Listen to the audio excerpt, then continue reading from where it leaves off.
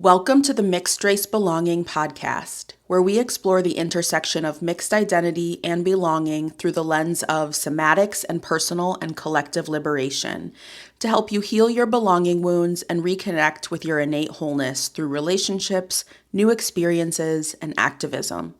I'm your host, Raina-bow, an embodiment coach for mixed race people with a background as a trauma therapist, yoga teacher, and health educator.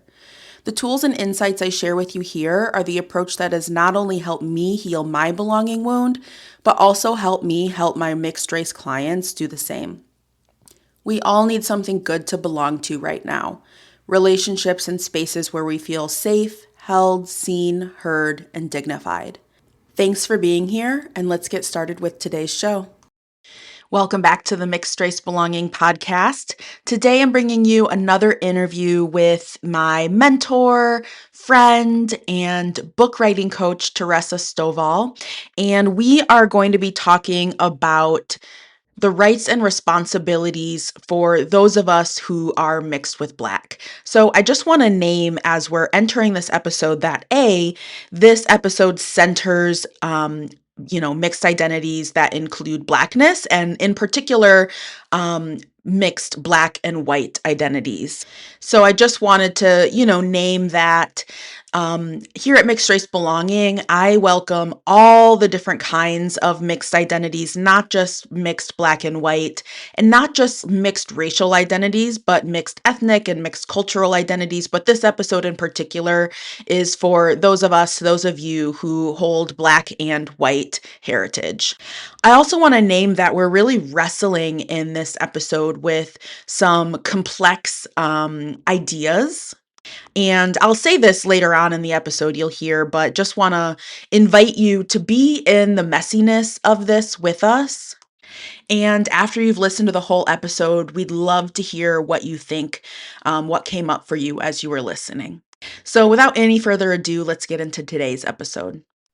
Welcome back to the Mixed Race Belonging podcast. I'm feeling so excited today to have somebody very special here with me, one of my friends, colleagues, mentors, elders, TaRessa Stovall. Hello, TaRessa. How are you? Hey, Raina, I am delighted to be here with you. And, I am a big fan of yours as well and consider you a mentor also. Oh, that's so sweet.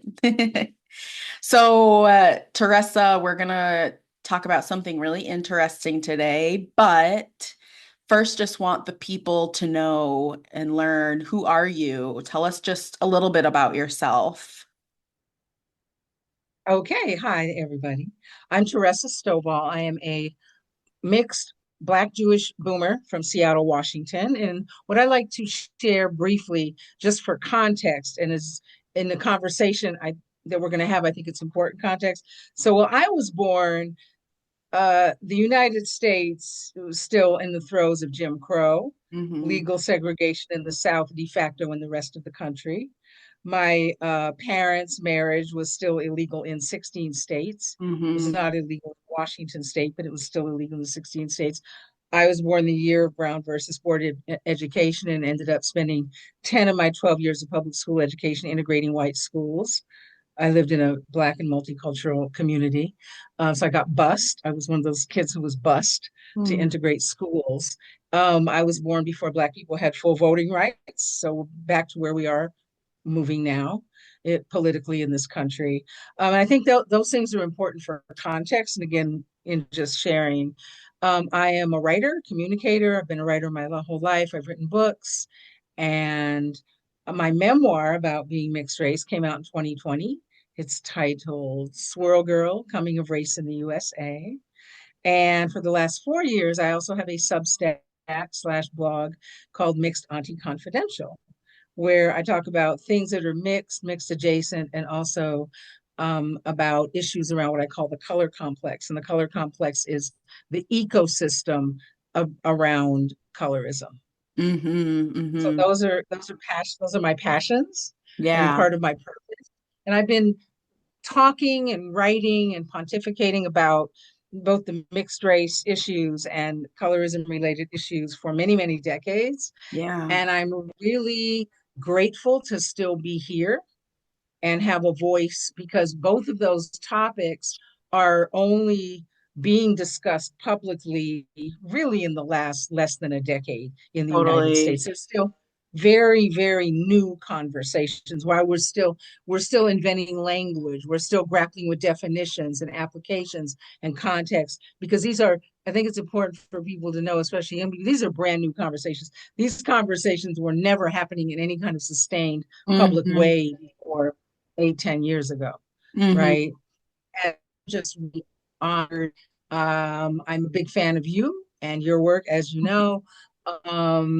Grateful that you're doing this work and providing such high quality, really beautifully intentional resources for mixed race folks, because we need it, we deserve it. And so you're top tier. So I'm really happy to hear talking to you and your folks. Yes, thank you so much. It's so kind of you. I I really, we met because of my work. We met, through Instagram and you came to one of my events and, it's like now I look back and I'm like, what would it be like to not have like you as a support and like Sarah and others, where I just know like I'm held, as a mixed person. And I'm curious for you, did you have like mixed mentors or elders, or did you just have to find your own way? I mean, that's what I feel like I had to do for a long time, but There were absolutely no elders and no mentors Mhm. ever. What I did have that is very unusual, I didn't realize it was so unusual until I published my memoir and started learning. I said, tell when I'm around younger mixed folks, I'm the student. I am a Mhm. student. I'm always learning. I might bring something up to add some historical context, cultural context sometimes, as you know. Mhm. But my favorite word here, a little, how about a little context? But in general, there were no peers, there were no elders, there were no representations in art or culture or media or anywhere like that at all. Mhm. Um, what I did have was peers. So I Mhm. grew up in a very unusual situation, just very, very briefly. I was in a community of people. The late, great Quincy Jones was an adjunct part of this community of African American men who had moved to Seattle, Washington, which didn't have Jim Crow and didn't have anti quote unquote miscegenation laws. Um, and they were jazz musicians and they played music together, and they swirled, and they were swirling at a time. They were Mhm. dating white women, and in my father's case, Jewish women, because when my mother was growing up, when I was growing up, Jewish people had not yet ascended to the category of whiteness where they are now Mhm. in this country. So the first time I had a Jewish person describe themselves as white was a decade ago. Mhm. Okay. I was like, what? I've never heard that. That's crazy. But anyway, all that to say, and so the wives, several of the wives of these musicians who played together, after work weekends, they have jam sessions, gigs, and all that, got together and deliberately created a community, bought houses near each other.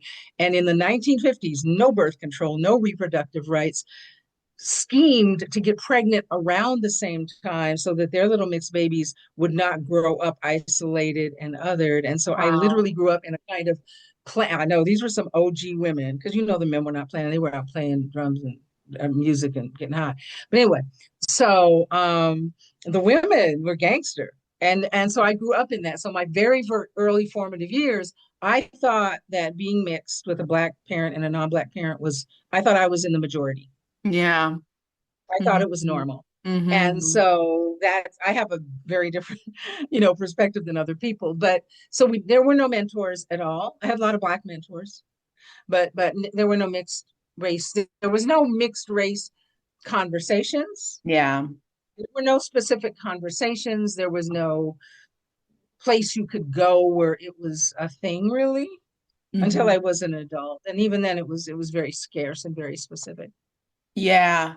So it's just kind of like the norm. And then at some point you started to realize, actually other people are living different lives out here. Mhm. I realized it wasn't the norm, but at the same time, by then, the foundation of my identity had been Yeah. formed and was Hmm. very solid and it was unshakable.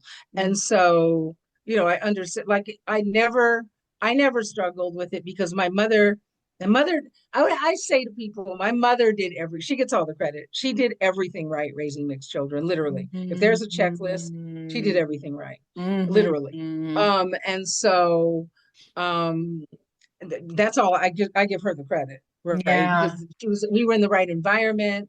She explained things very clearly. I was like, okay, that's what I am. Cool. So I could go out in the world, and then if the subject came up, it was like, yeah, this is what I am. Yeah. And so, but also because of the environment I was in, there were always a lot of mixed people and children, starting with my Yeah. generation, right? And also for context, I want to also say, but at the same time, we were being conceived and born. It was still a daily occurrence, especially in the southern United States, that a Black man could be lynched. Yeah. Black men, women, and children, but a Black man could be lynched for even anybody's suggestion that he might have glanced at, breathed in the direction of, spoken to a white woman. Yeah. So, and we were aware of that growing up. Mm-hmm. Mm-hmm. So we were aware of all the things I mentioned. We were aware of all those legalities, all those policies, all those racial dynamics and atrocities growing up. Mm-hmm. Mm-hmm. Yeah. Wow. Wow. It's so interesting. I feel like when I think of that time of Jim Crow, I only think about the South, right? I don't think about kind of like what was going on in the rest of the United States. So it's so interesting to hear that. Of course, you were aware of racism and all these things, and also And also you were in this unique, special kind of clan, as you say, commune, community. kind of a little community, yeah. But Yeah. again, while it was the most obvious and encoded in the South, it Yeah. was absolutely every single part of the United States. And Hmm. so we, but we understood it. It presented differently, but it was the same dynamic. And I especially Hmm. learned that integrating schools. Hmm. Hmm. Wow. So, what has been your experience, your relationship to Black culture, to Jewish culture throughout your life? Great question. So the community I grew up in was predominantly Black, Hmm. created by redlining, right? So it's where Black people could live, where Black people could buy homes, Hmm. etc. There were and Asians. This is Seattle, Washington. So there were Asians. There were some white people. There were some Jewish people. Because I wasn't in Los Angeles, Chicago, New York, there was not a big Jewish population that had an impact on the environment. There were Hmm. Jewish people, Hmm. right? And then another thing that's unusual, I think somewhat unusual, is that my mother wasn't religiously Jewish. I don't think any of her siblings were. I don't think her parents were. My mother was first gen, and her siblings were first generation American born. Um, you know, Parents were immigrants fleeing persecution Hmm. and in other parts of the world, and they came to Minnesota. So my parents were from Minneapolis, Hmm. and where they were redlined, and they grew up together, and they knew each other as children. So 100 years ago in Minneapolis, in North Minneapolis, the hood, where Prince grew up, um, Black people and Jewish people were redlined together. They grew up together. My parents knew each other growing up. So again, I don't come from two disparate cultures or groups. They grew up. So my mother, so the house they bought was in this, was called the Central area, Central District, before it was gentrified in Seattle. And that was red line. That's where people of color could live, right? And mixed couples, because there were quite a few mixed couples, not just the ones we knew. The mixed couples were a common sight. Um, and so my I grew up basically in a Black environment, Hmm. Black lead, Black flavored environment. I personally did not have as much exposure to Jewish. So I tell people, well, if you run my DNA, clearly the thing I am the most is Jewish, Hmm. right? Just on a purity level, if you're doing purity politics for identity. But I am not fluent, and it'll come up in this conversation. I don't have fluency in Jewish culture. Hmm. Hmm. What I do have, because of Jewish law, which is changing now because of mixing, but traditional Jewish law, you're Jewish if your mother was Jewish. It's Right. that's it. So there again, it's changing a little bit because so many Jewish men mix out. But I have what I call an all access VIP pass, but I am not culturally fluent. So when I enter Jewish spaces, I look for and need basically a tour guide, a coach, somebody to whisper in my ear, this is how things are done, because I don't know. My Mhm. brother and I went to Hebrew school for 2 or 3 years. My mother said, so you learn about the culture and the history, and we got exposed to the religion, but we didn't practice it at home. There were no any references were cultural. They were cultural, and they were tied to my mother and her upbringing and her family. But like I tell people, I'm basically a tourist. I'm basically a visitor, right? And I conduct myself in that way. I don't swagger in like, Mhm. yo, yeah, okay. I'm like, somebody tell me, because I am real clear. I am not I am not familiar with the nuances and the codes. All cultures, every culture, not just racial, ethnic, national, religious, linguistic, every workplace, every industry, every social space, every school, every place you go, there's a culture, Mhm. right? And that's how I look at it. Everything boils down to culture. And so when I go, and I think a superpower of multiracial people, mixed people, third culture kids, and people like that, one of our superpowers, I believe, is we can go into any situation and read it. We read it fast, and then we Mhm. figure out, okay, what is the best way to present? So I come in on the humble, you know, and so culturally, politically, and socially, I'm African American. Mhm. Like, Mhm. if anybody ever wants to know my perspective or how I see the world or how I see myself, that's how, because that's just, and I've always been that way. I didn't become this way. Mhm. It wasn't a process. There was no process. There was no journey. There was no evolution into this. Mhm. I literally, I literally, my mother told me, my brother told me, my older sister told me, I popped out this way. Like, Mhm. the way I am is the way I've been from day one. So, and it was never like, am I, da da da da da. It was like, well, this is, just how I flow. But I'm also Yeah. never not mixed. Yeah. Yeah. I tell Totally. people I'm never not mixed and I'm never not black, and I'm black. I'm Black American. Yeah. So again, that's my context. Mhm. Um, and that's just, I'm not sure of all the reasons, but I think, first of all, that's the environment I grew up in. That's the culture I grew up in. It's also the culture my mother grew up in. My Mhm. parents were divorced when I was 2. So my black father, who was very anti-black, by the way, Mhm. didn't, which is not unusual, right? In the swirling couples. Um, he didn't have any direct impact on the evolution of my identity. Mhm. He and Mhm. I disagreed about a lot of things, but my mother was just very, like I said, she was just being who she was organically, right? But that's what she was comfortable with. My mother cooked soul food that black people asked for second helpings of. I Mhm. thought that was normal. I thought that was Mhm. normal. I didn't know that was incredible until I was an adult out in the world. I didn't know that was how unusual that is. Yeah. Yeah. Man, I mean, just like listening to you talk and hearing like, yeah, I just came out like this, like it's just giving Nice. badass, you know? I mean, you really are like you do have this like boss energy. Oh, And also I really appreciate that you also have a softness, like an ability to listen and empathize with mixed people who have had very different experiences from you, oh who yeah, feel culturally absolutely. homeless, you know? Absolutely. Yeah. Yes, Yeah. absolutely. Yeah, absolutely. I mean, first of all, we're all, there's other people like me in all Yeah. generations who are mixed, black and something, sometimes white, who grow up. I see them all the time on social media.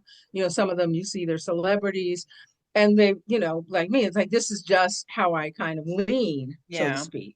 But it's organic. It Yeah. wasn't, you know, like that. But yes, but thank you very much. But yes, I think that the mixed experience, first of all, is so we will never be a mono. I think we're the least monolithic group on the planet. I could be wrong. Somebody Totally. could challenge. But I really think that, not just because our backgrounds are different, but you got background generation, geography is important, class, economic level is important, and then the Mhm. specificities of different cultures Yeah. is also, that's why I talk about the Jewishness. I said my mother was Jewish before Jews were white. Yeah. So she talked about white people as them. There Mm-hmm. was no weird, you know. So Mm-hmm. again, that was just, and I didn't know that was unusual. I had no basis of comparison because the other mixed people around me, their mothers were white. And be clear, if you know anything about the Pacific Northwest, like Minneapolis, ironically, white people there are Scandinavian. They're Mm-hmm. not just white, they are super Aryan white. Mm-hmm. They're not just Yes. regular white. They like extra super white, right? Mm-hmm. So that's, that's what I went to school with and all that kind of thing. So I was, but yes, but thank you. But I think too, I mean, it's one of my theories is in terms of mixed people, just like we all know, mixed siblings often don't lean the same way culturally or in terms of identity. I think it's a combination of nurture and nature. I don't think there's any formula to figure it out. But I am here for everybody's experience, everybody's journey, everybody's story. I believe we enrich and nurture each other, and that we are all threads of the same fabric. Totally. Yeah. Yeah. Especially appreciating that. Just before I hit record, we were talking about my experience on Instagram with trolls and bots and people. And I've gotten a few comments recently on posts that are like, you're making this, it's not that deep, right? Like just move on. And I'm like, yeah, for some people, absolutely. It's not that deep. It's easeful, exactly, who you are, what your racial identity is. You speak about it with ease. And for others, there's like this whole, as we know, painful history and like lived experience and all of that. So yes, just appreciating that. But yeah, I mean, as you talk about like your experience, um, being that you were raised in Black culture, you identify as Black as much as you identify as being mixed, but that among Jewish people and Jewish culture, you're a visitor. This is something that you and I have talked about with in relation to specifically other mixed folks who are Black as well, right? And the Mhm. difference of experience that we all have, like the different kinds of experience, the different levels of exposure that we have, the different levels of mastery or expertise that we have when it comes to being Black culture, and like what that means historically, politically. Yeah. So for context, another thing that comes with the age and all of that is, again, when we talk about Jim Crow, because Jim Crow was, again, it was national in practice and in policy, that up until I don't even know when, maybe the 80s, maybe the 1980s, um, basically you were Black or white. If you didn't fall like into Asian, I mean, maybe I'm not with Latino, there's different, different dynamics there and different groups. But in essence, this country, much of the world is built on a Black-white binary that is Yeah. white supremacy and anti-Blackness. It's not Hmm. neutral. Hmm. So Blackness is never neutral, can't be neutral, no matter where, no matter how it shows up, right? And no matter where it is. And so um but my generation, and I know we get derided sometimes as one droppers, but I think again, that's why context is so important. Um, because first of all, nobody was, I mean, in my experience, and I wasn't aware of this. I mean, I heard of one drop rule, but I also understood the context and where it came from and how it was applied. But also politically, and I would say this is still true nowadays, and I know it's controversial. If you're any kind of discernible or documented Black in the United States, you are politically Black.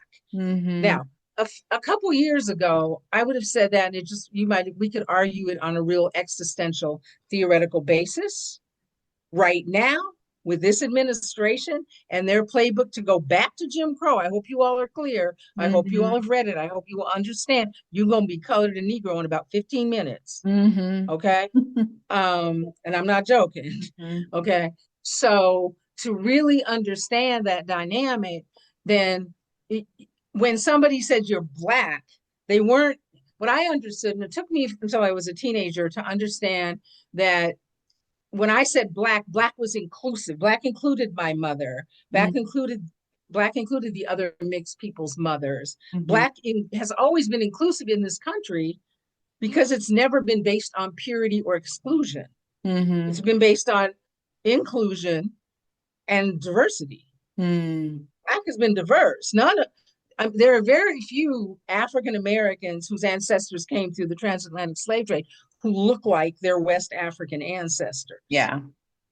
Okay, so I mean, even phenotypically. So, we understand, again, the history is so important to understand how we got where we are. So, I've been called a one dropper. I'm like, well, you can call me that if you want. That was never a factor in the evolution of my identity or how I moved through the world. But what I understood was, and when I was coming up, okay, what Black people would say was, well, if you got any Black, you're Black. And that was true because the origins of that were enslavement. Mm-hmm. And if you had any Black and Black, any discernible or documented Black, think about that. If you could see it or there was a document somewhere that proved it, you were a slave. Mm-hmm. Mm-hmm. Was there a hierarchy? So there was somewhat. Not every light skinned mixed person was in the house. Not Mm-hmm. every dark skinned person was in the field. That's become very, very inaccurate. But um, if you were Black, you were Black, and then there was Black and there was white. There was no middle. So unless you were going to assume another identity where you could go into another category, you understood the political social reality of the space you occupied. Mm-hmm. Mm-hmm. Mm-hmm. Mm-hmm. You could say, well, I don't really identify with Blackness. You don't have to identify with it, but you understand that from a, an official, a government, an authoritarian perspective, if Black people are getting rounded up, you're going with them. Mm-hmm. Mm-hmm. Period. There's not going to be, we're not doing brown paper bag tests. We're not doing DNA tests. You can show pictures of all the white. They'd be like, that's really over here, boo. Yeah. Like, and so understanding that it's very new. And while we're in these mixed spaces, and I'm so thankful for them, and so thankful I'm around and able to be in them and participate in them and meet with people and work with people like you. These are brand new in U.S. history, 250 years of this country. These are brand new. Remember, enslavement predates the 250 years. It's 400 plus years. So these are all brand new concepts, Mm-hmm. right? Of a mixed space that you're not in this category. You are not categorically, let's use the word categorically Black, politically Mm-hmm. Black, Mm-hmm. right? Because when I was growing up, whiteness was very easy to understand. Whiteness is based on the notion of purity. Nobody had DNA tests back then. The notion of purity and the politics of exclusion. Yeah. And so a Black person or mixed person who was passing for white, there who passed for white was always under a death threat because the punishment for being found out to be passing for white, if you had any Black in you, was death. Mm-hmm. It was considered justifiable homicide. So let us these are the things we got to bring into these emerging baby conversations we're having now, Yeah. is to remember what all of this is rooted in and how it's worked up until now. Yeah, totally. I mean, and I just want to say for people listening, it is so, I feel like I've had this experience in some of our conversations where we are so used to being vigilant and on guard and on the defense as mixed people, or as just people living in the United States, people alive today, that we can, I think for some people might be hearing what you're saying and feel defensive or right that like calling you a one dropper. And I want to like invite Yeah. us into the complexity of what you're saying and the importance of being with the messy complexity of it and not trying to jump to one answer, right? And because what I really hear you saying is this complexity, this dialectic of like back in Jim Crow time, if you had any Black, whether phenotype or documented, you were considered by the government Black. Now, that's not to say that um, as a Black person who might have like non-Black ancestry, that it is wrong, fundamentally wrong for you to identify with like other aspects of your heritage, right? But that the government saw you and is still sees you in many ways as Black. So that's one thing I'm hearing that you can edit or correct me if I'm Yes, wrong. The second is yes, that, you're right. I mean, you said this briefly, and I know we're going to get into this more, but now as we move, as we've kind of moved forward in modernity, Blackness, like that one drop rule is still there. And also, Blackness isn't just something you can say you are, or you can say you are Black, you are Black if you are Black mixed person, but that also, there's a cultural, there's a whole cultural element that is really important to consider as well, not just phenotypically or having the documentation of being Black, but a cultural understanding, the norms, the that kind of thing. Is that, are those two things what I'm hearing, right? Absolutely. Yes, and understanding that in today's world, and especially for younger folks, Mhm. right, who don't have lived experience in that previous era, which again our government is doing their best to bring back. Let's hope they don't. But anyway, that if you don't have that experience, it's completely understandable. But right, it's not. Yeah, I'm not a fan. I'm not a fan of creating new binaries. Right? Just Mm-hmm, number mm-hmm, one, I'm like, can we just please move beyond binaries, right? But because to me, binaries are inherent in supporting the evil isms. Okay, they all rely on binaries, on hierarchies, on either or isms, mm-hmm. right? And there is no and, there is no way to just be fully human in all of your identities, in all of your humanity, in all of the complexity and beauty that you bring, right? Yeah. Everybody's trying to always chop you up politically, socially, culturally, etc. And so, and that's just a reality for everybody, right? No matter how your identities, plural, show up or evolve or you grow into them. And so the thing about Blackness, and I'm speaking really from a US perspective because that's Mhm. my expertise. I'm aware of other perspectives, but I don't have the experience. I am a fan of, I like to hear from people whose experience, who are talking from their own experience. Mine's very African American, very US centric, right?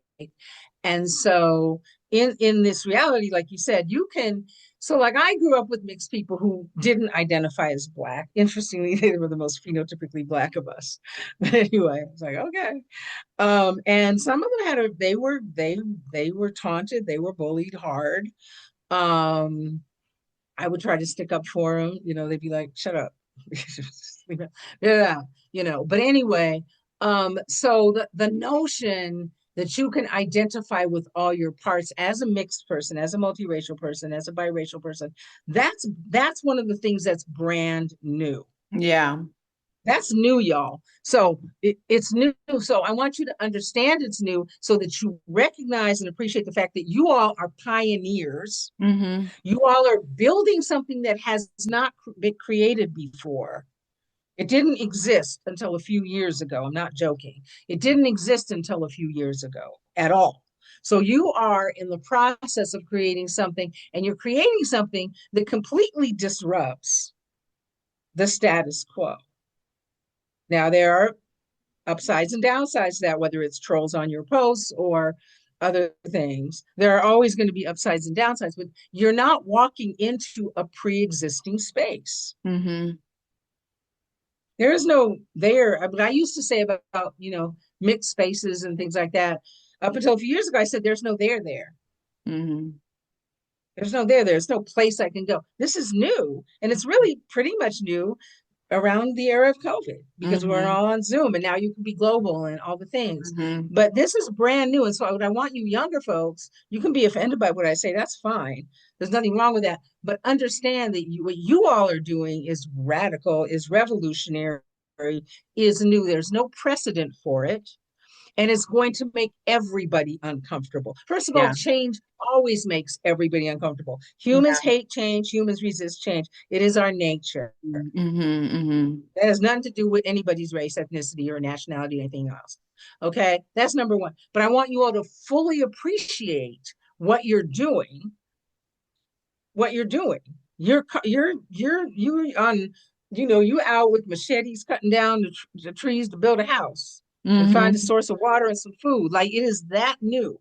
Mm-hmm. There is nothing that came before you Mm-hmm. other than this binary, the Yeah. one drop, the binary. Now you can hate those things, you can disparage them, you can reject them all you want, but the fact is that's what's been the reality for 400 plus years, Yeah. and that's what's been the only reality for 400 plus years. So you want to, if you want, now that you're building something new, just appreciate that you're building something new. Yeah. Well, I hear that, like, I guess what I'm gathering is it's a threat to the ways that the one drop rule has protected white supremacy. And also, it's a threat to the ways that Blackness has become a like a very precious, like protected identity too. Well, Blackness has always had to be protected because, again, Yeah. it's never not. There's no aspect of Black life that is not permanently under attack. Yeah. Mm-hmm. There's no saying nobody. You can't name one. Mm-hmm. So I think that's another important thing. Whereas with whiteness, whiteness is not about privilege; it's about power. It's Mm-hmm. about systemic power, legal power. Again, we're seeing it with our government. Mm-hmm. Okay, I mean, there's no better example for those who didn't live through it the first time. You now are getting to live through it this time, a new version of it, a high-tech version of it, but be very clear. Everything behind it is exactly the same. The architects are old white men and they want to go back to the 1950s. Do Mm-hmm. not be confused about their goals and the fact that they have all the power to do that. Mm-hmm. So, and it is in fact happening.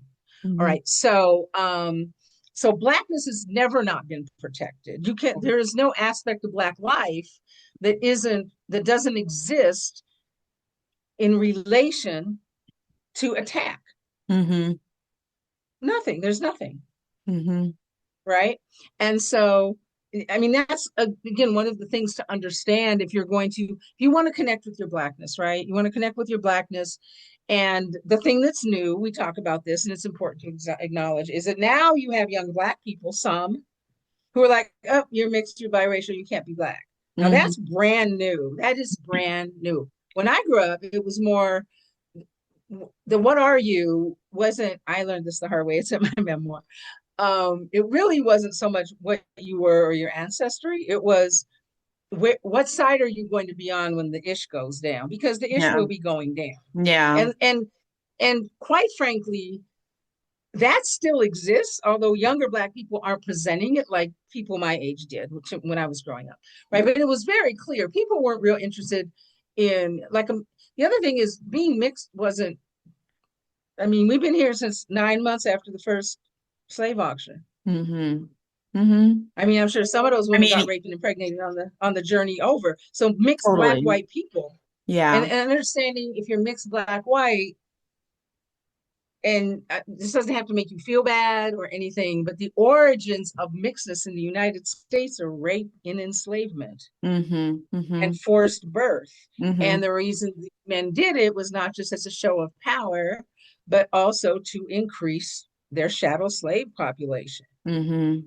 So they raped their daughters, they raped their granddaughters, their nieces, all that. So every girl and woman who could bear a child bore a child, Mm-hmm. right? And so that's the origins of Black white mixing in the United States. And again, you don't have to feel bad about it, but you've got to understand being mixed has never been neutral either. And Mm-hmm. it can't be new. Being mixed with Black, you some mixes can be neutral if they're not aligned with the history and binary of this country. Mm-hmm. Kamala Harris's mix, Barack Obama's mix, Naomi Osaka's mix, Yara Shahidi's mix, right?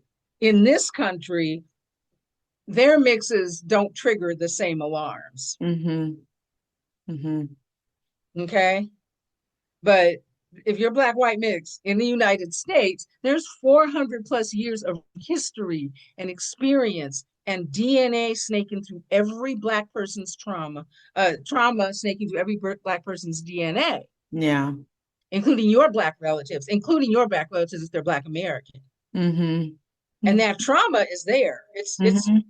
it's just there. It's just a fact scientifically. Mhm.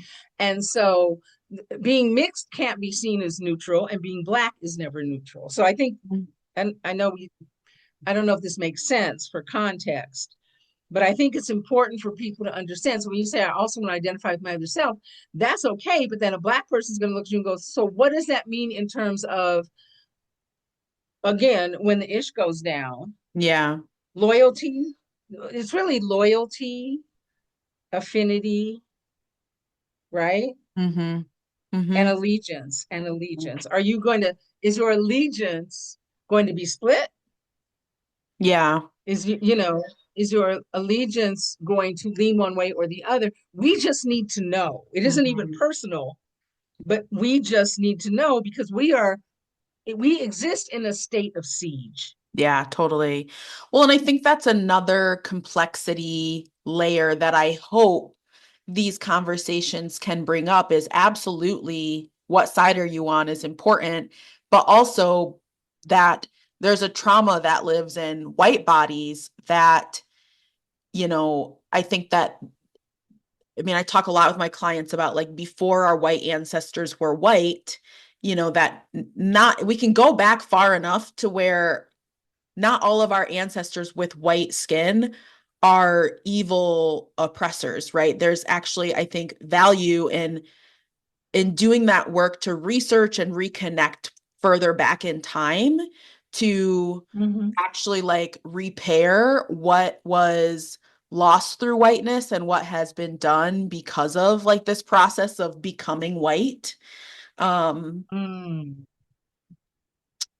and then I think about that, like I don't know, I think of like the Magic School Bus or something, and I see those two lineages, those two traumas like mixing inside of us, and it's like, what the heck? What do we do with that? Yeah. So I know Well, we're the not here to, specificity. Yeah. yes. But no, that's important. And that's where I'm your student because Yeah. I don't have, like I tell people, any white blood from me came from my father. Mm-hmm. Mm-hmm. Mm-hmm. It came from my father, not my mother. Mm-hmm. Mm-hmm. So, you know what I mean? So, and in fact, I located the plantation and the slave owner, James Ray Stone, Mm-hmm. in Kingston, Missouri, where Wow. my great grandfather and great great grandmother were and listed Mm-hmm. on his census. Wow. So, exactly. Yeah. So I'm just saying, so the documentation is there. I'm like, yeah, no, Kingston, Missouri, that's, you know, Matilda and George and blah, blah, blah, blah. And here's me. Yeah. Wow. Mm-hmm. Yeah, I mean, I think doing that kind of like genealogical excavation is really important information for us, for Absolutely. everybody. And I agree with you. Yeah. Yeah. If the whiteness didn't come from that enslavement or colonization, narrative, but even if it did, Mm-hmm. whatever you are, that's your journey to grapple with, to make sense of, to make it work for you, Yeah. Mm-hmm. right? To make it work for you. You're not, yes. And I love the way you approach it. I think that's super healthy. I think that's very, very beautiful.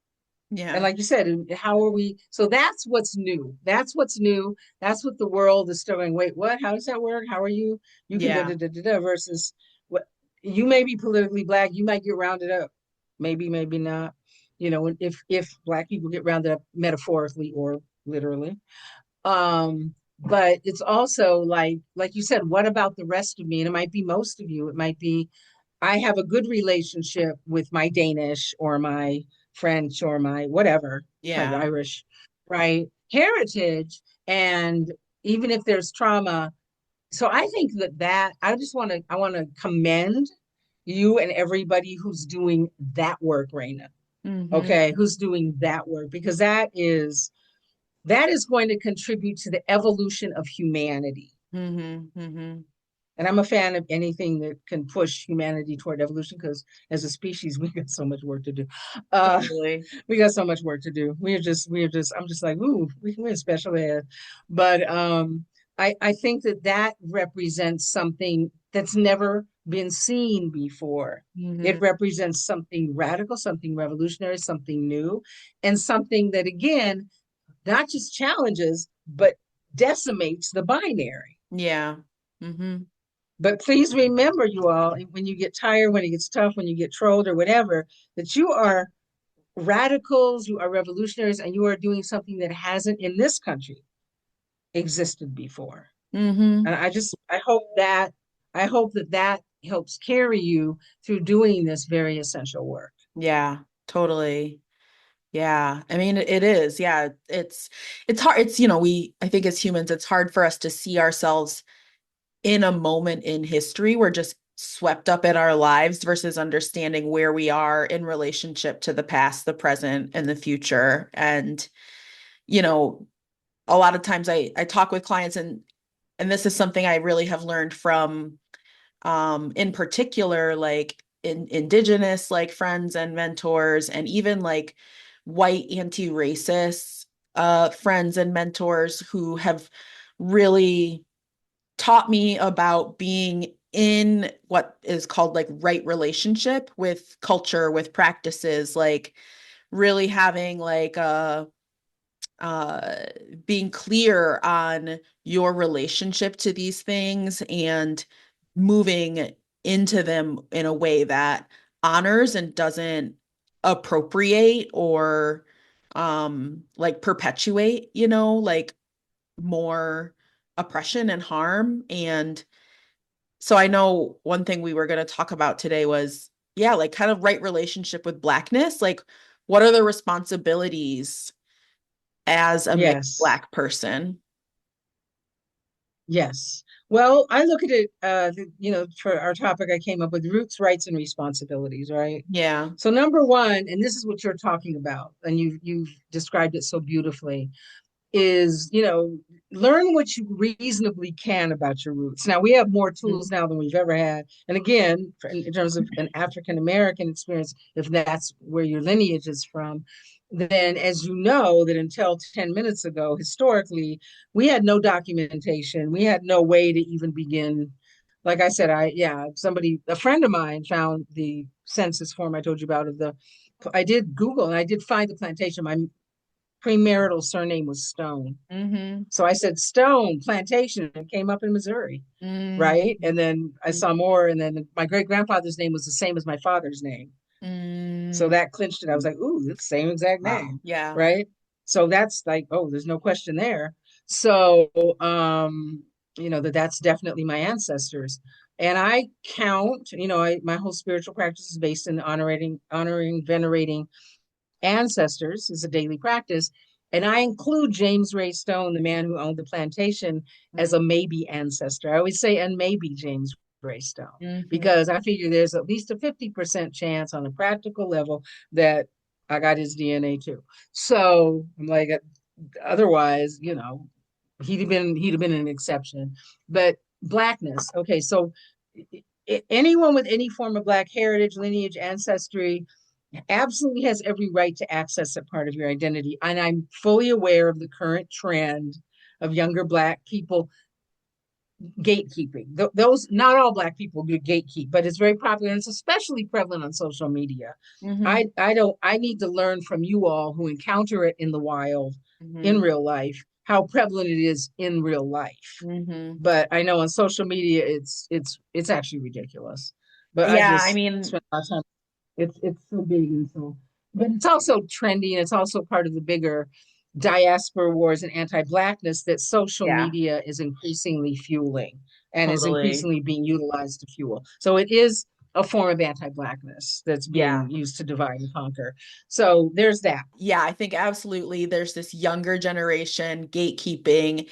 And also just wanted to name, like, in my experience, the older, like, boomer generation in my own community was very gatekeeping. And I think that was in part a product of the place I was in, the segregation between communities, the distrust between white and black people. Like I also wonder if like place-based wise, um if that's an element, depending on like the unique history of where you grew up. Um, you mean distrust between Black people and white people and how you're received if you're Yeah. Black and white mixed? Yeah. Mm-hmm. I That's a really good question. I Mm-hmm. don't know. I mean, I'm guessing place has a relevance Mm-hmm. to it. I think I don't know about white people in terms of that because I don't have access to that identity, right? Um, but so I've never had a conversation or an experience of saying you're not white. I'm like, well, duh. I never Mm-hmm. said I was. But Mm-hmm. anyway, but so that's something where I have to learn from people who have that experience. Like you said, the boomers, yeah, I think it'd be interesting to learn about. But if you came from Okay, so one thing about African American identity, and we're going to get this is, rights and responsibilities. So my thing is, if you got the roots, you got the rights. Yeah. Talk Yeah. about responsibilities, but responsibilities coming from really understanding again what you're walking into. Again, African American life, identity, survival have always been precarious in this country, and they still are. Mm-hmm. Not any less precarious than they've ever been. Things show Racism shows up differently, anti-blackness shows up differently, but it has not changed. It's not any less. It's just takes different forms, right? Um, and so in general, Black identity and Black spaces have to be protected. You have to be defensive Mm-hmm. because you don't know who's coming in. So the other thing to remember historically um, is African American families in enslavement, which went on for centuries, Yeah. were routinely separated, brutally, horrifically, traumatically separated. Yeah. Okay. We're not allowed to marry. Okay. So, what you had in the post Juneteenth era after 1865, 1863 in some parts of the South, 1865 in some others, there were many northern states that were slaveholding states, by the way. Um, but anyway, that families were inherently fractured. This context is essential. Mm-hmm. There were people who walked for months and years to find a relative. And remember, you also weren't in charge of your name. Mm-hmm. So I'm looking for Raina LeGrand. And Raina LeGrand might now be on another plantation with a whole nother name, first name, last name, the whole thing. There's no database. There's no internet. There's no social media, right? There's no way for me to, hey, have you seen, there's no photographs. There were no photographs. We didn't have photographs. Okay. So, that's a really important part of the backstory of African American identity in the US. Yeah. It's never been stable, it's never been safe. No Black community has ever been safe. When Black people in Reconstruction and Jim Crow would go away from white people and say, we're just going to be over here on our own in Tulsa and in the different places, and would build thriving communities. And every single time white people came in and literally destroyed those communities. Yeah. So that you never have a sense of feeling safe. You never have a sense of not being in danger, whether you're directly interacting with whiteness or whether it's a little further away. But you're Yeah. always hyper vigilant. Again, that's a DNA. That trauma's in your Right. DNA. If you're It's Black American, right. It's the it's in your DNA DNA. and the ongoing reality too. Like all of it Yeah, just yeah. So you compounded. never get to stop being traumatized. This trauma Yeah. never pauses. There's no Yeah. break from it. You can't say, I'm gonna take a little break from this trauma. Mm-hmm. No, there's no break from the trauma. So I'm saying all that to understand that when you go to enter a Black space, to Mm-hmm. connect, to see how you might be received or perceived, right, or reacted to or responded to, whether you'll be welcome, whether people are like, no, you can't come in here, you because well, you said the boomers still grew up in segregation, Mm-hmm. and maybe if you came from outside, they need a way to tell, use an old phrase, where you're coming from. Yeah. Again, what I call racial politics. Yeah. What are your racial politics? Where are you coming from in terms of on this axis of white supremacy and anti-blackness? Yeah. Where do you fall? Where do you Yeah. fall? And it's not so. What I hope people understand is to try to not take it personally and try not to internalize it, Yeah. because Black people also do it to Black people. When a new Black person enters a space, Yeah. and this is just general, when a new Black person enters a space, okay, you are scrutinized, you are questioned. I call it Negro Mm-hmm. geography.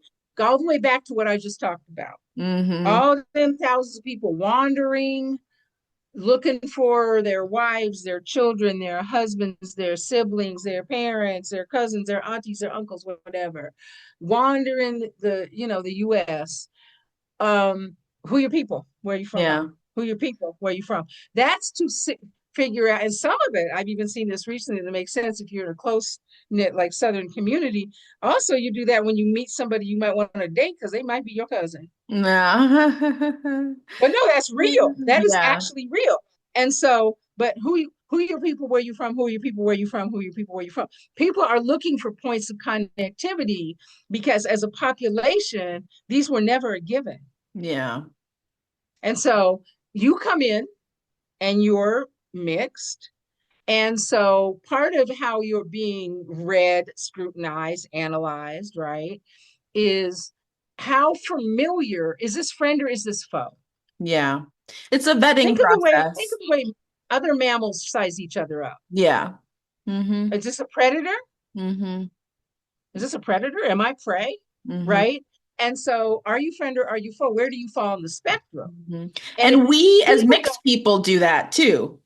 Just to name like I right. think we do that too, right? To white people, to other POC, to other mixed people. Oh, I don't do it to white people because I already know what. But anyway, to me, white people are just white, Yeah. meaning I know their category, I know what to expect from them. And Yeah. again, I learned what to expect from them because I went to their schools and I learned alongside their children in their classrooms from their teachers and their books.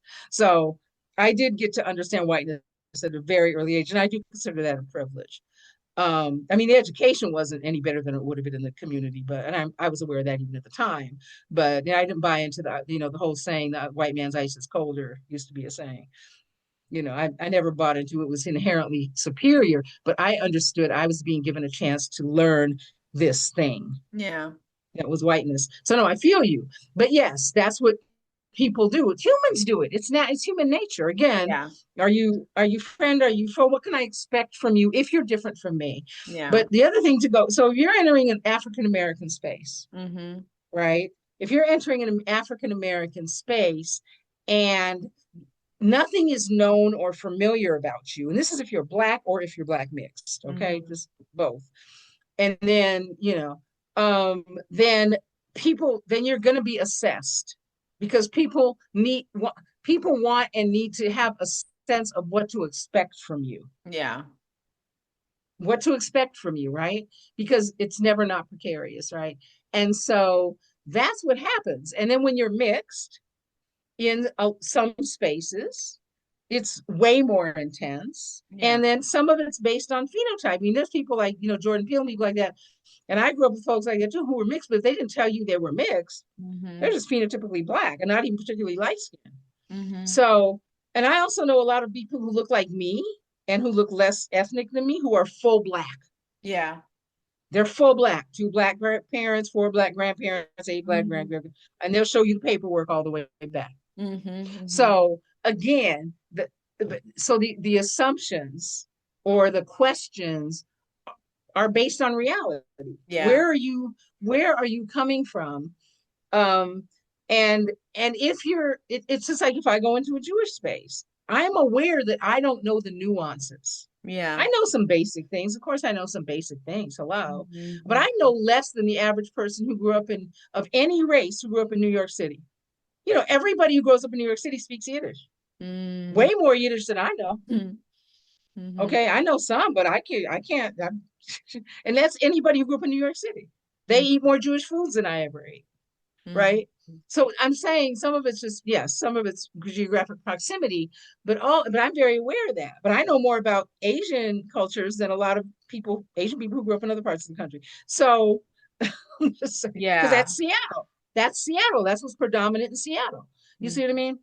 Yeah. I So mean, and I feel like almost I feel like, one of the questions that was coming up for me earlier to potentially ask you was like not being inside of Jewish culture, does that feel like a loss? Because I think so many of the clients that come to me, the distance they feel from their culture, it feels like this loss, and it breeds all this like shame, and then like all these, patterns of like either isolating or performing Hmm. identity. But I feel like what you are modeling and what I also try to instill in my clients is a let's zoom out and understand the whole context and realize that as much as the political is personal, it's also not personal. Like it's not about your worthiness and deserving, but can you be in these spaces intentionally and responsibly and recognize that that's an important role you play in like challenging some fucked up shit. Maybe. I mean, I think okay, that's another topic. The challenge that do you need to always challenge? I'm like, Not technically, challenging, but no, just I know. like, but I just think it depends. I think I'm a person, I pick your battles. It depends because you could be doing that full time without a paycheck. And, I just mean depending on the even space just that like you're in. energetically, that not like that has to be like this point of activism, but that like I want to move in this way and this feels healing for me to get to have this access to this culture while also being mindful of my privilege and positionality. I got you. Well, I Yeah. don't have any privilege in Jewish culture. I have entry because of my Hmm. mother, because it came through my mother, period. I don't have any privilege whatsoever. Hmm. Um, so that's a really good question. Do I feel like I'd miss anything? My answer is no. My answer is no. A couple reasons. What I understood when I went to Hebrew school, I went to school with some Jewish kids, but there was never any sense of connection or whatever. But some of them also went to Hebrew school because the Hebrew school was in the community, in the geographic community, right? Um, so you know, I was there, they were there. But one of the reasons and it's not disrespect, but again, self-preservation Hmm. and my racial politics have been very entrenched and very defined since I was probably 4 or 5 years old. Hmm. And so what I understood about Jewish spaces was I can go into a Jewish space, but I all of me is not welcome there. Yeah.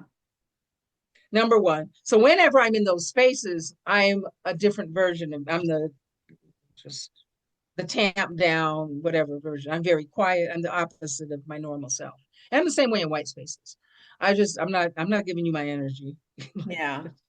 you know, Jewish space. So the my issue and why I never pursued more of a connection with anything Jewish is the word Schwarze.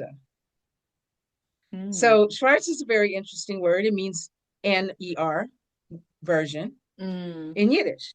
Mm. And so when my mother explained that to me, I'm like, that seemed to me to be especially cowardly.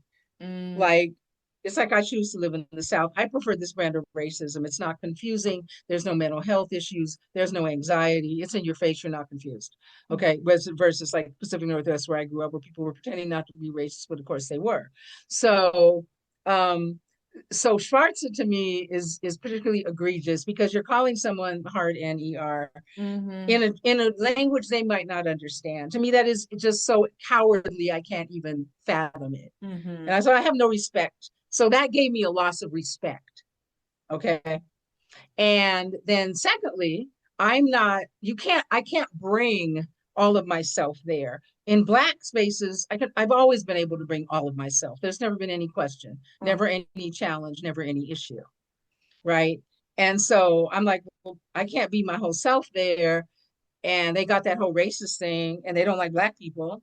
And so I'm like, what is there that's there for me?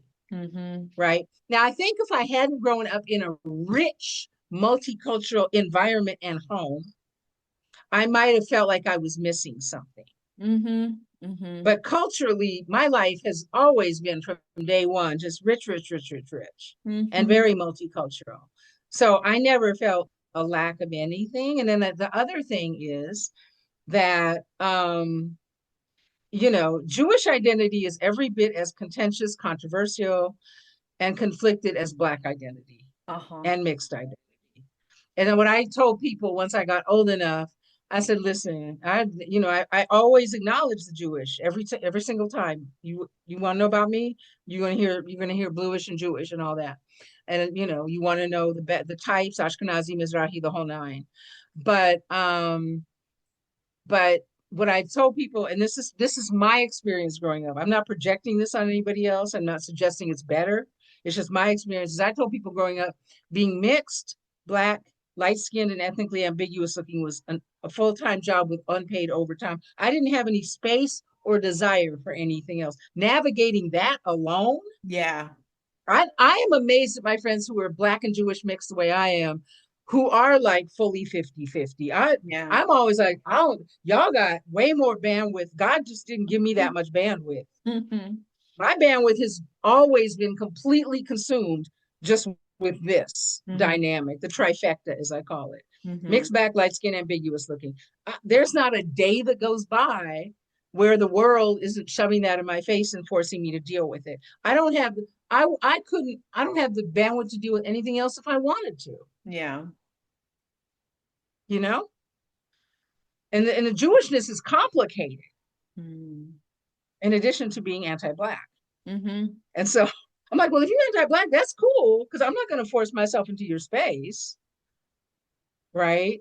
I'm not going to force myself into your space. Like, why would I? And I also don't perceive that space, that community as having anything I'm missing.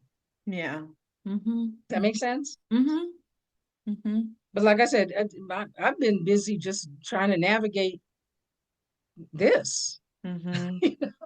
Mm-hmm. I'm impressed by my friends who still can do the whole Jewish thing. I said, oh, God bless you. They got extra energy that I don't have.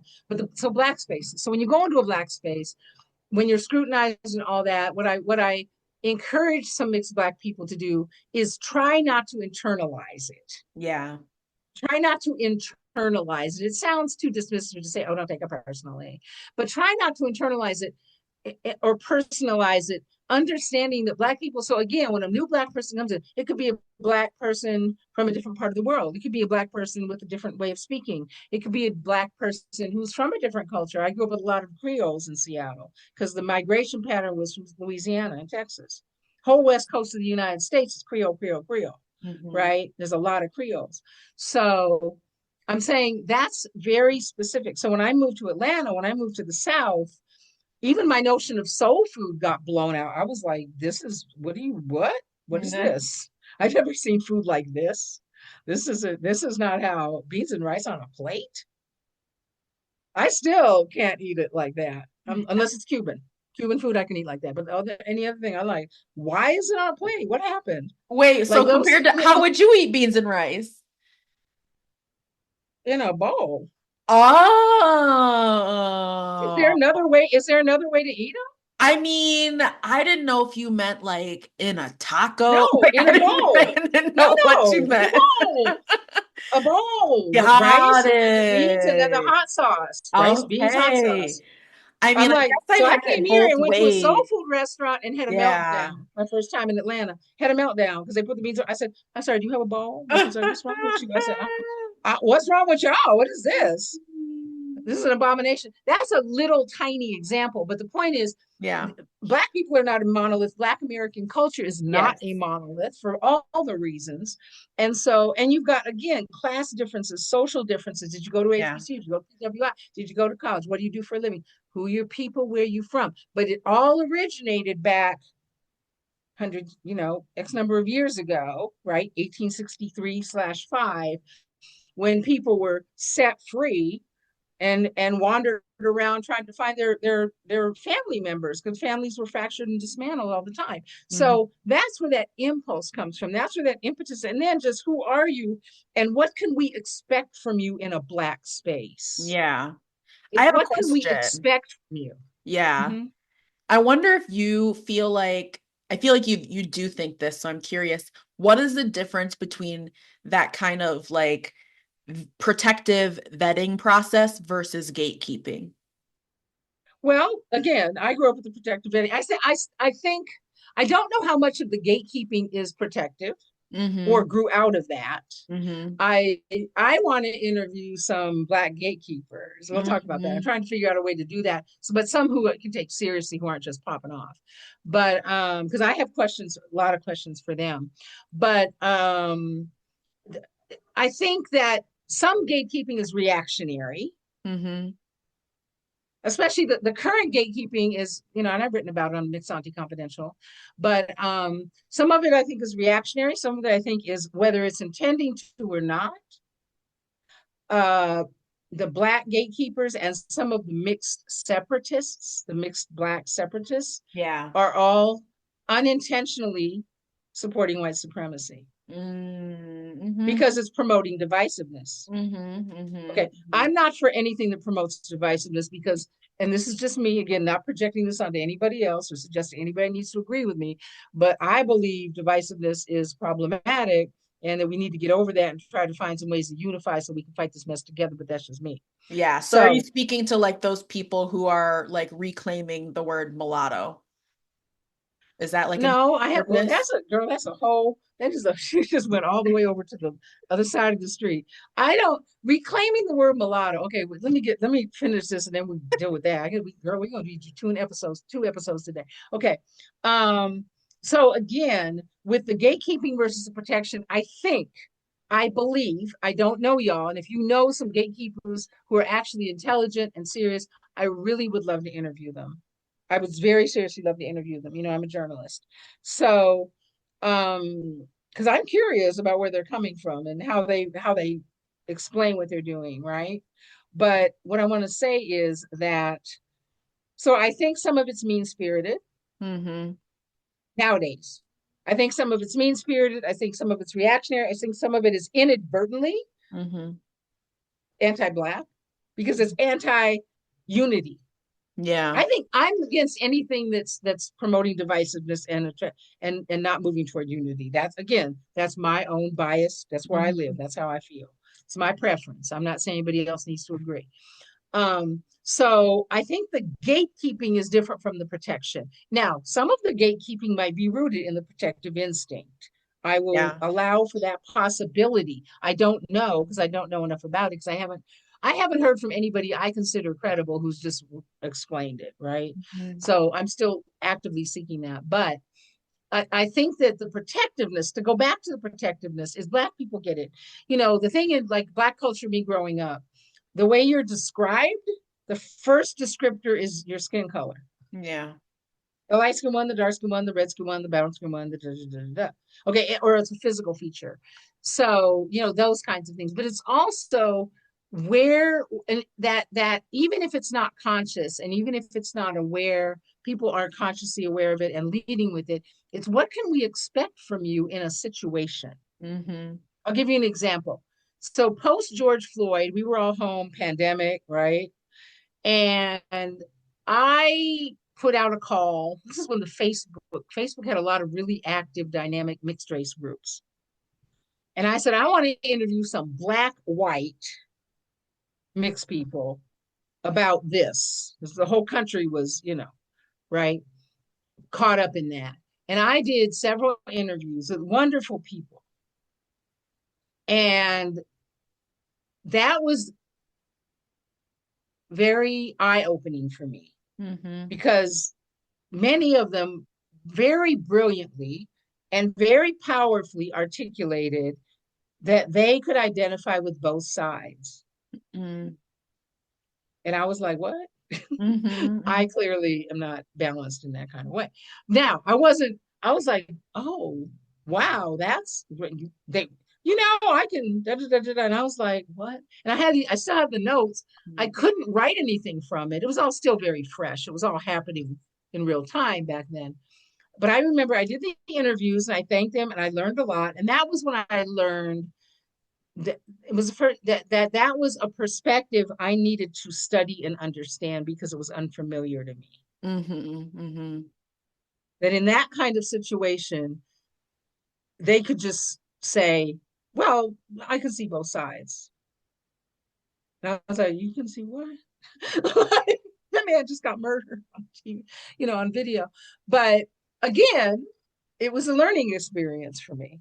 And I thought, okay, there are mixed people, younger mixed people especially, there are a lot of them who the way they perceive themselves and their what's the word, their connections to various aspects of their background and their culture and their lineage is very different than anything I personally have ever encountered or experienced. And I Mm-hmm. need to just listen and learn and observe and understand this because this is new.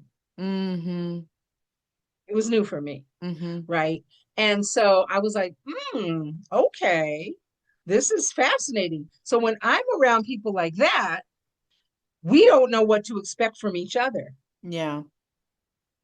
Cause I'm like, you like I literally said, wait, you what? Would you say? Let me make sure I typed that right. You know, let me just make sure I got my notes right. And I have all the transcripts. And but it was so eye-opening for me. And I said, this is something I need to understand. Because this is real and this is valid, and these are credible, people. And this is how they're moving through the world. And this for me is a new species. Mm-hmm. I don't know this species. I don't, it's unfamiliar to me. I don't know what to expect from it.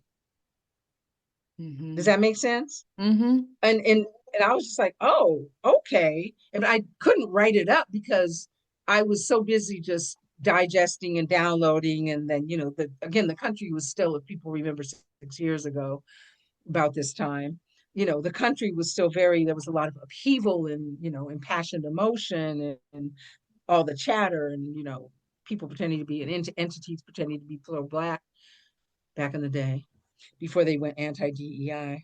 Mm-hmm. um but anyway, so for me, Raina, that perspective, that worldview, Mm-hmm. that way of seeing oneself and moving through the world, that's why I say I'm a student.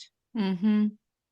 I'm like, tell me, help me understand so I know what to expect, Mm-hmm. because my first instinct is, wait, what? Wait, what?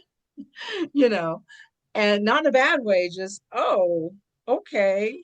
And so I think that when one wants to enter Black spaces, right, is to understand context, Yeah. research the space, research the specifics. So like many, many moons ago in my youth, I worked at I didn't go to an HBCU. I kind of went to a secret underground one in the Pacific Northwest, but I didn't go to a traditional HBCU. I didn't know anything about them. And then I got a job as the director of public relations at Spelman College. Mm. Okay. And which was amazing. And I remember I was friends with the sisters who worked in admissions, and we go to lunch and hang out. And a couple of times they said, we need to take you with us on the road. And they especially said Minneapolis and Seattle. They said, we've got all these mixed girls.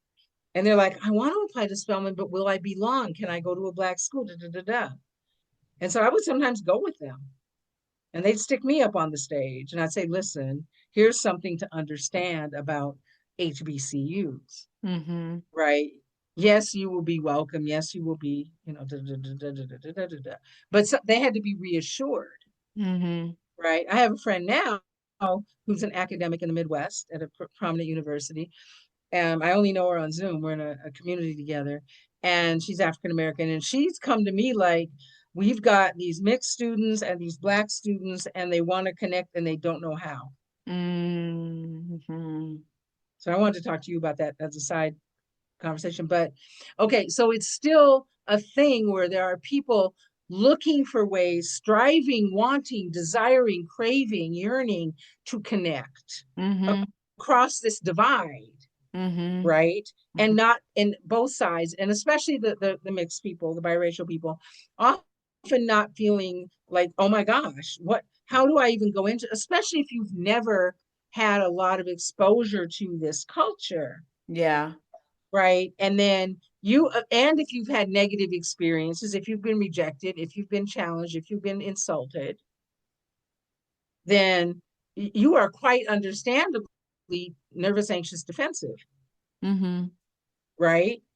And so, that all these things are real, all these things are valid, and all these things in my, for me, we deserve to wrestle with these things. Yeah. They're worth wrestling with, Yeah. right? And so the responsibility thing I say is, first of all, and I know this, in today's world, it sounds a little crazy, but learn again about your roots. And if you don't have information about your specific family, you know, so try to get enough exposure to Black American history, if your context is American, U.S. Black history, wherever your lineage is from, to learn a little bit about the history and the dynamics and the specifics, so that you don't have to be an expert. Nobody's expecting you to do that, but so that you can come in on the humble with Mm-hmm. an appreciation. So if I go into a Jewish space, I am the most humble person you have ever met. Mm-hmm. I'm like, listen, be straight up. I don't understand anything. I need you to explain which fork to use, like literally what the Mm-hmm. nuances are, Mm-hmm. right? Seriously, but I'm aware of that. Mm-hmm. And that's my energy. I don't do performative, you know. And phenotypically, the average Jewish person doesn't even look twice at me because I look like them. Mm. So, or I look like what they're used to seeing, you know. But I'm hyper aware. But so if I go into that space or any cultural space, right, I'm going to go in like, I understand there is much for me to learn. I need to learn what the etiquette is, what the protocols are. I'm not going to be an expert right away, but I want to come in with an energy that is like, teach me. Mm-hmm. I am here to learn. I Mm-hmm. am here to understand. I'm coming in being perfectly transparent. I don't understand. This is not something I have familiarity with. Mm-hmm. It's not something I've engaged with before. You know Mm-hmm. what I mean? And so, and so in terms of responsibilities, in terms of Blackness, I said the first one is to get as much context and background as you can, Yeah. because everything is rooted in the history. Mm-hmm. Everything is rooted in the history, right? And most African Americans, 90% of all African Americans have a lot to learn about African American history. And it's not just because it's not taught in schools or not, it just hasn't been available. Now we have the internet, the information age, and it can be overwhelming, but there is a lot more information that's available in a lot of different forms. There's Black Yeah. History mini docs. There's, syllabi with books, and here's a movie, and here's a documentary, and here's a this, and here's a that. You kind of find your space, get in where you fit in, to at least learn. And you don't have to shift your allegiance. I think that's the big thing. Now, some people might want you to shift your allegiance, and you can just objectively understand that some people might want you to shift your allegiance or prove your allegiance, right? But you don't have to. I know Mm-hmm. that sounds a little contradictory. You don't have to. I mean, you have agency over your identity. I'm a firm believer that everybody has agency over their identity. Now, are other people going to have thoughts, feelings, and opinions about your identity? Probably. Are they going to challenge your identity? Maybe attack your identity? Possibly. Mm-hmm. You know, I mean, that's going to happen, Yeah. right? But again, for me, even when it happens, I don't internalize it. Right. I mean, I think that is the skill that I try to support people with inside the Mixed Race Belonging Collective or working one-on-one together, because I think a lot of times people they feel easily knocked off, like, thrown Mhm, off, or mhm, they feel like mhm, actually they can't come in humble because they'll look weak. They have to come in acting like mhm, they know. mhm, And the truth is, like, coming in with that humility, it might it might sometimes mean that people see you in a certain way, as much as like that they'll that might also make them feel safer with you or more able to warm up to you. We can't predict how other people are going to respond to us. And I think the skill is, can you stay in your center? Can you stay with yourself when you move into these mhm. spaces? That's a really good point. I think, yes, I think that's an excellent point. That's an excellent question. Um, that's an excellent question, right? I think that And maybe, and I think the work you do and the work Sarah does in Mixed Loom Room, I give thanks every second of every day for both of you. I'm not exaggerating. I'm like, oh, so I'm so glad folks have them and their wisdom and their brilliance and their compassion and their, you both have such amazing insights. So I'm, like I said, I'm always learning from both of you. I would say in general to come into a Black space, you know, and I understand the whole looking weak thing, so generational. Anyway, that's so Mm-hmm. generational, but I understand it. But also, I don't know, but y'all tell me. It seems to me that ultimately in life, what we learn, if you live long enough to be old like me, what you learn is you're going to find your people. What's for you is for you. Who's for you is for you. Mm-hmm. Mm-hmm. You're going to find your people. And you're going to, there are Black people who are going to be like, now come on over here, sweetie. I Yeah. got you. Yeah. And so and so you can also be discerning and just go, okay, well, that clearly these people aren't. But, you know, Mm-hmm. I have some of my closest friends, Black women, in childhood, young adulthood, they were like, I didn't like you. Mm-hmm. You were mixed. Now, two things happen. Um, I wasn't even really aware of it Mm-hmm. because I didn't care. But I'm like, that's your problem. But anyway, and you know, and we talked about it. They said, and a lot of people have said, I grew up and said, you taught me about mixed people. And then when they meet the other mixed people, they're like, why aren't they like TaRessa? But anyway, which we just crack up laughing. I'm like, I'm weird. But but so one moment, one girl's like, I was gonna beat you up. I said, oh yeah, I know, but I didn't care. Like I was just like, whatever. Really? You're gonna what? You know, like that. So I think some of it is too, is when you are grounded, and this is people need to work with you, when you're grounded and healthy in your identity, I believe this. People respect that. Mm-hmm. Mm-hmm. It's an Yeah. energy, it's a vibe, it's an aura, it's a chi. Yeah. People respect that. People read that and they respect it. Okay. And you can be like, look, I'm biracial, I'm whatever, but I really want to connect with this. And I coming in humbly, transparently saying, I've never had any. And you know, there's a lot of full Black people, by the way, who grow up very Mm-hmm. whitely Mm-hmm. in white spaces, and all of their frames of reference are white, by Mm-hmm. the way. Okay. And they're not necessarily treated any better or any different. Mm-hmm. So, because people are reading you, they're reading you. And the whole thing about acting white and if you're book smart, you're white, that came from my generation. That came from us integrating schools. That didn't exist before. Mm-hmm. That's where that was born Mm-hmm. because we went out of the community to go to school. You think you're better. You Mm-hmm. think you're better because you go to that white school. Okay. Mm-hmm. So, again, understanding though contextually that, well, I don't think that, but I can see why you would assume that, Mm-hmm. right? Because again, anything white is inherently superior. Yeah. And there were people who were bused because they did believe it was superior, that the Mm-hmm. white school and educational Mm-hmm. experience was superior for Black Yeah. people. Yeah. So again, we always have to be aware of the nuances and the complexities at play, and that everything isn't a rejection of you. While it can feel like a rejection, and that's valid. But my thing is, if you are like, look, this is what I am, take it or leave it, da da da da. I feel like you're gonna attract your people. You're I gonna agree. Yeah. in any group that you're in, right? Yeah. In any group that you're in, you're gonna naturally gravitate to the people who, you know, it's a vibe. It's people vibe. It's energy, right? Yeah. And I know Black people who have put their arms around a mixed Black person who didn't grow up with a lot of exposure to Blackness. Say, come over here. We're gonna get you, you know, get you together and introduce you to the thing and blah blah blah blah blah. Yeah.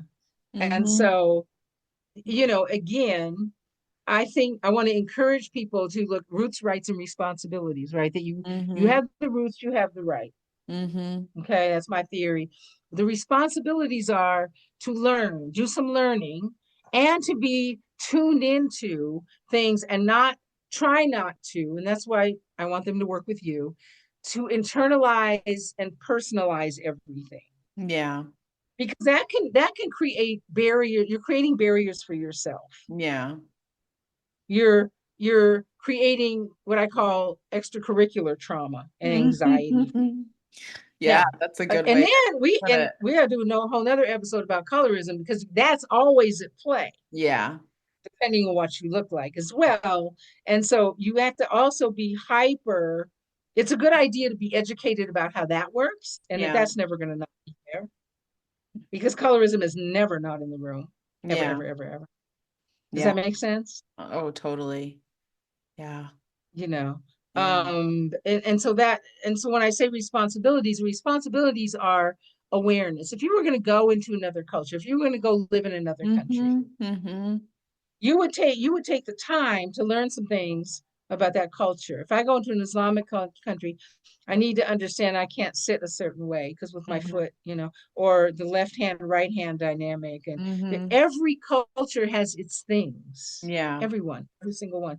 And so my thing is, if you're going to go into that culture, if you want to engage with that culture, interact with that culture, then go. That's when I say on the humble. You go in open, you go in as a student, and you're transparent about it. You're not pretending, you're not fronting like you know. Because Right. first of all, if you front like you know and you don't know, you're gonna mess up and make yourself look crazy. Totally. Right. And people are gonna smell it, and then they're gonna smell you as not authentic. To me, Yeah. that's another word. If you're grounded in your authenticity, I'm gonna respect you. Yeah. I may not understand you. You may not understand me. I know for a lot of mixed people, they look at me, they hear my story, and they're like, I can't, what?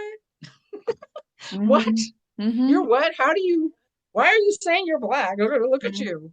Mm-hmm. All that stuff. I'm like, yeah, well, baby, listen, context is everything. Um, and like you said, be aware of privilege, but also, and you be aware of privilege, but more importantly, be aware of enough history to understand something about the people and the culture you're wanting to connect with. Yeah. Does that make sense? Mm-hmm. Mm-hmm. Well, I'm also like, I feel like I'm also gleaning that there's this humility isn't like a one and done. Like you don't enter one Black community done. It that there's as you're No, speaking to, there are Black people are not a monolith, that there are at all. multitude of Black cultures within like this larger Black So community. many. Yeah. So many, so many, so many. Yeah. And like every place I've lived, it's been different. Yeah. Just in the United States. I also lived in the Caribbean for a while, but it's just different in Yeah. each place. And so it's like, okay, let me understand this. Mm-hmm. Let me, and also appreciating, I think people also want to know, when I say what to expect, right? Mm-hmm. Again, understanding that, you're always under siege. Nothing is ever neutral.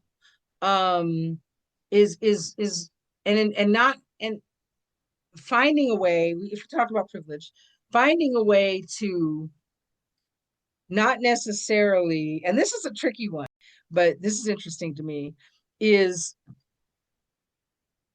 okay. So years ago I heard a young mixed person say, when you go into a Black space as a mixed person, you need to, what I do is I go in and I say, hi, I know I'm mixed and I'm aware of my privilege and what I look like, and la la la. Now, my first reaction, and I ran this by some friends who were Black, I was like, what would you do if so, like my first reaction would be, girl, if you don't get over yourself and sit down and be quiet. Uh-huh. First of all, Uh-huh. Uh-huh.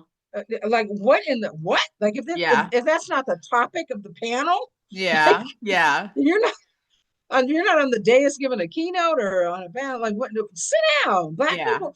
There is not a Black person who doesn't know a mixed person. Mm-hmm. Mm-hmm. There's not a Black person who's never seen a mix. You are not a new and exotic creature. You don't need to go in with the flag. Now, Yeah.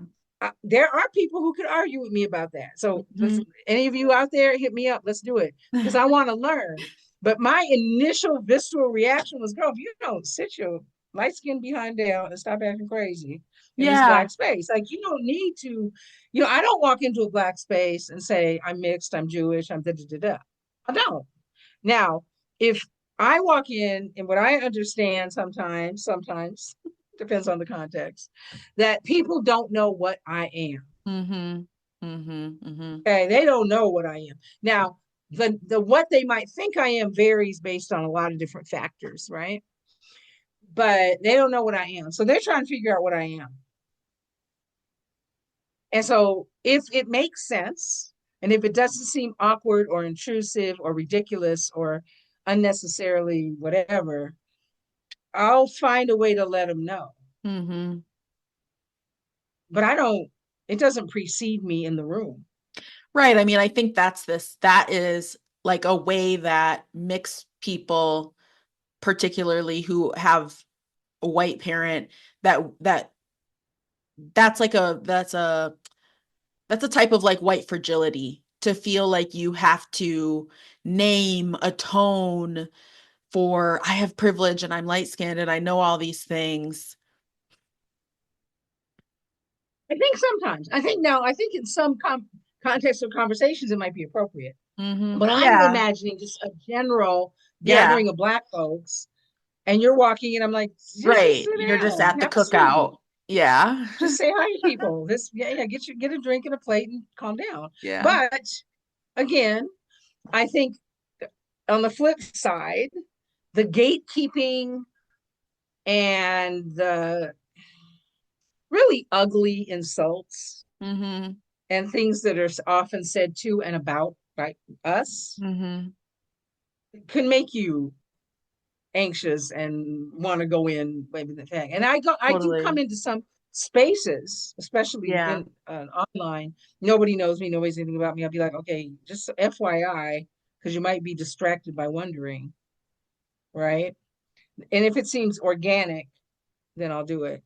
Um, because again, it can help people. One of my mentors taught me, she said, when you get up to talk to Black people, nobody's going to ever hear a word you say. She told me that when I was in my 20s. And I understood that, Mm-hmm. right? I said, yeah, between the ambiguity and colorism, you Mm-hmm. know, I get it. So there are times like if I'm on the thing, I'll say, by the way, I've seen other people who look like me do it. By the way, if you're wondering, let me just, because it's not the topic that we're talking about. So I understand you might be distracted and wondering, here's what I am. You know, now I'm just like, Google me. And by the way, my memoir is really good if you want to know all the dirty Yeah. secrets. But but so in entering Black spaces, that's what I would say. You have the roots, you have the right, but rights can be, don't swagger in like you've given yourself the rights. Sometimes you have to earn Mm-hmm. being welcomed. Mm-hmm. Mm-hmm. Sometimes you got to earn, right, people being comfortable with you. Mm-hmm. Mm-hmm. And that And has that's, again, nothing that's true in any situation. totally, and that has nothing to do with, like you're saying, your rights, your blackness, and everything to do with entering a space where people don't know you yet, where you People haven't don't know established exactly. trust. Exactly. And there's not enough familiarity. Yeah. There's not enough familiarity. And they may have you may have previous negative experiences with people who look like them, and they might have previous negative experiences with people who look like you. Yeah. And that's our future podcast about colorism. Totally. We're gonna have to But put a podcast up because I gotta go eat dinner soon. I'm hungry. go eat. But Yeah, finish your sorry. thought. But no, that's it. And then I Yeah. want to, we need to have another one offer online about you popping me in with people who reclaim mulatto. I'm like, girl, that's Yeah. a whole book. That is a whole But thing. but no, we'll do that later, offline, whatever. But in general, what I want to say to people is to encourage people. First of all, there is no right or wrong way to be mixed. I don't care what you are. I don't care how you Yeah. present. I don't care where you are in your journey. Mm-hmm. Okay. Um, your authenticity, your power, connecting with your own truth. Mm-hmm. Your own truth is your superpower. Your Mm-hmm. authenticity. And again, I say work with Raina, not just because I love and admire Raina, but because the only two people I know in this world doing this work are her and Sarah at the Mixed Bloom Room. Mm-hmm. So go to one of them or both of them, frankly. Um, and and I say that because the services and the wisdom you offer are so pertinent to every single thing we're talking about. Because as you grow in your identity, and it's not a fixed finite point, Mm-hmm. But as you move through your identity journey, as you grow in your identity, you're going to find that you are naturally attracting people on your wavelength. And I know that sounds corny and cliche, but it really ends up being true in life. It's There are true. black folk, there are black folk who are you're gonna vibe with. And then Yeah. there's just, you know, are you punk? Are you Mm-hmm. anime? Are you there's Mm-hmm. so many different, again, not a monolith. Mm-hmm. And I firmly believe that, but I also just want you to simultaneously find the power in the roots that give you the rights Yeah. and encourage you lovingly and gently and supportively to to understand the responsibility Yeah. that going into those spaces carry, and that being black or being connected to your blackness, that comes with responsibilities. Yeah. It does. Because Yeah. it's not neutral. It's not just another thing that you are. Mm-hmm. Mm-hmm. Right. And so, and it's something, I mean, I'm being subjective here. To me, it's something rich and beautiful and precious and amazing. For me, I believe I'm very privileged, right? To be able to move through the world in this way. Um, but again, it's my identity. It doesn't make it any better. It doesn't make it a better choice. It doesn't make it more valid. It doesn't make me more valid, because I believe we are all equally valid. Our Yeah. identities, our journeys, our lineages, how we show up and how we express them. That's what I'm working towards. That's why I love working with people like you, why I value you so much. Because again, I'm always learning too. As much as I run my mouth, I am always learning and being challenged. And um, I'm so inspired by the work that you do because Mm, it's thank so you. necessary. And the folks you work with. I want to give big props to the folks you work with, Mm-hmm. because you all are the leaders. Mm-hmm. Not to put a bunch of responsibility on you, but another responsibility is, I hope you all realize, to go back to my very first comment, to really realize the significance of Mm-hmm. your personal work in your identity, and then taking it into a more communal space. Then the Yeah. last thing I want to end with is, I don't, white identity you can tell me about because I don't have personal experience, but black identity worldwide is never individually developed or defined. Yeah. Black identity is inherently exists in community, and Mm-hmm. it is communal, and Mm-hmm. that is global. Mm-hmm. And that's Mm-hmm. one thing I've noticed some mixed black white people don't grow up exposed to it. That seems like that's something that it helps to point that out, Yeah. because it's a radical difference. It's most indigenous cultures. Mm-hmm. Mm-hmm. Most indigenous cultures are rooted in your sense of self is based in your sense of community. It is not individually based at all. Yeah. And that's a big difference, if that helps. It does. Yeah. Yeah. Thank you, TaRessa. I actually have one final question for you that I'm doing with everyone. It's a new segment on my show called Wait, hold on. Let me run that back. Called Reading Raina-bow. And I do my own sound effects. So just imagine a sparkle sound. So You're reading so creative. Raina-bow is just a time for you to share if you're reading something right now that you want to shout out, or if there's a book that you think listeners should read. So mixed race books. Well, read mine, Swirl Girl Coming of Yes. Race in USA. I'm serious. I worked hard on that book, y'all, and it's a good read. I Yes. say that because I worked very, very hard on that book. Thank you, Raina. My favorite, and I think everybody should read it, and especially mixed people, is Born a Crime by Trevor Noah. Mm-hmm. Mm-hmm. Read Mm-hmm. that one. Other mixed memoirs I really like. I was really blown away and impressed with The Meaning of Mariah. Ooh. Mariah Carey's.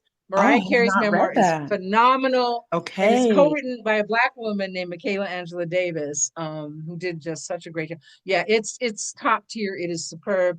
Hopefully if you're a Mariah Carey fan at all, it will, because Mariah Carey, Mariah That's a whole Carey, nother episode. Mariah Carey, she presents as a lot, Yeah. right?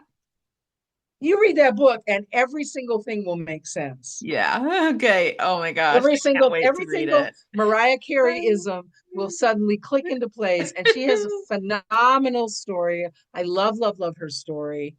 Um, if you're looking for fiction, Danzy Senna is still Yeah. really the main person who writes about the mixed experience. I think her most recent is Color Television. Her first was, Yeah. 30 some years ago, Caucasia. So she's really out front with that. I'm trying to think if there's any more mixed memoirs I just love, love, love, love, love, love, love. But yeah, Trevor Noah's is top tier, and if you're a Trevor Noah fan, it's even better. But he's just so amazing, and his really shows. He grew up in South Africa during apartheid. He was literally physically a crime, Yeah.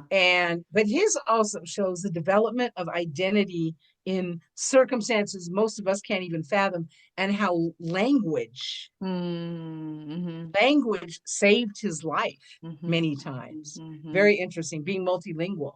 Mm-hmm. Um, I'm trying to think if there's any others I love that are about mixed race people. I would say that there's some guides to being mixed race that are good as well. I'm not as familiar with those, but I would start there. I think, especially if Yeah. you U.S. perspective. I like the Um, memoir like approach. It feels very human, to be reading people's like lived experiences versus obviously I love a lot of the like guidebooks and stuff, but I think the memoirs are really beautiful. I Yeah. think the memoirs are beautiful too because you can see yourself Yeah. in them, even if you're not like technically, you can see yourself, you'll find something to relate to and something to fortify your own sense of self, and to nurture your own journey. Yeah. And I just love the fact that we're finally getting mixed stories out there. Like I said, I grew up with nothing. There was zero representation other than the tragic mulatto, Yeah. right? And I was never, I was fighting her from day one, just so y'all know. I'm on record as fighting Hmm. that from day. It's like, I don't, that's no, that's foolishness. I'm Yeah. not going for that. So I think that's the reading Raina-bow, Yeah. reading Raina. But yeah, I mean, read mine and then we could talk about it. And I'm Yeah. saying that because I did work hard on it, and because it does give you again, enough some context Yeah. to help understand kind of what it was like. Because we were the first generation. I'm a boomer. We were really the first generation of mixed Black people in the United States who were created through consensual relationships, Yeah. Hmm. Yes. and that was Uh, that was different too. yeah. Yeah. Wow. Oh, well, thank you so much for this conversation, Auntie Thank TaRessa, you. Auntie T. And we will definitely Absolutely. have you back on the podcast because there's endless things we could talk about, but really just grateful for your time. Yeah. Always, always a pleasure, always an honor.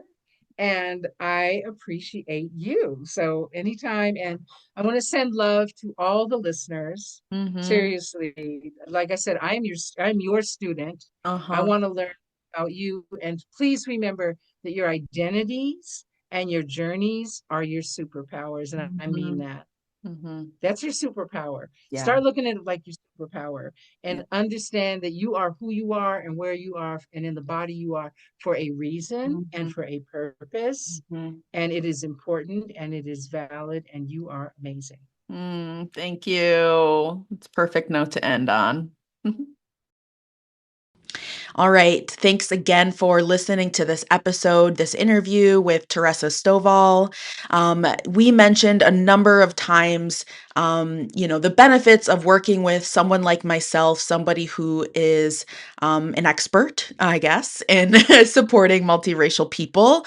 And so if you are at the end of this episode feeling like, man, I want to talk about these topics more, or I need more support around this, remember that I have the beautiful Mixed Race Belonging Collective, which is an online community just for mixed race, multi ethnic, multicultural people, where You will learn somatic strategies for feeling at home in your body, gain skills for handling the hardest moments, and just feel less alone by being in community with other mixed race people, other mixed people who are on this journey.